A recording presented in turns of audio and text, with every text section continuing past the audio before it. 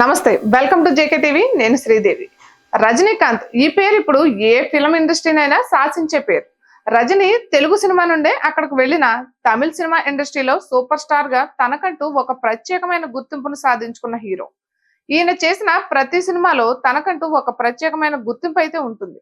ముఖ్యంగా రజనీకాంత్ మేనరిజమ్స్ ని చాలా అద్భుతంగా చేస్తాడు. ప్రతి సినిమాలో ఒక్కొక్క మేనరిజం ను డిఫరెంట్ వేలో ప్రజెంట్ చేస్తూ స్టైలిష్ యాక్టర్ గా కూడా పేరు సంపాదించుకున్నాడు.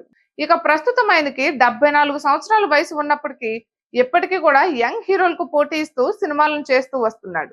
గత సంవత్సరం జైలర్ సినిమాతో 400 కోట్ల వరకు కలెక్షన్ ను రాబట్టిన రజనీకాంత్ ఇప్పుడు లోకేష్ కనకరాజ్ డైరెక్షన్ లో ఒక సినిమా చేస్తున్నాడు. అలాగే జైలర్ కు సీక్వెల్ గా మరొక సినిమాను చేస్తున్నాడు. ఇలా వరుసగా సినిమాలు చేస్తూ ముందుకు వెళ్తున్నాడు. నిజానికి రజనీకాంత్ ఎందుకు ఈ ఏజ్ లో కూడా ఇలాంటి ఒక కమర్షియల్ సినిమాని చేస్తున్నాడు? సినిమాలకు రిటైర్మెంట్ ఇచ్చి ప్రశాంతంగా ఇంట్లో కూర్చుని ఎంజాయ్ చేయవచ్చు కదా అని అందరూ అనుకునేవాళ్ళు. కానీ రజనీకాంత్ తను సినిమాల్లోకి వచ్చినప్పుడే తన ఎంటైర్ కెరియర్ మొత్తం సినిమాల్లోనే ఉండాలని డిసైడ్ అయ్యారట. చివరి ఊపిరి వరకు తన సినిమాల్లో నటించడమే లక్ష్యంగా పెట్టుకుని ముందుకు సాగుతున్నారట. తను బెడ్ మీద పడుకుని ఉన్న పొజిషన్ లో కూడా అలాంటి పాత్ర ఏదైనా వస్తే తను అప్పుడు కూడా సినిమా చేయడానికి సిద్ధంగా ఉన్నానని చెప్పడం విశేషం.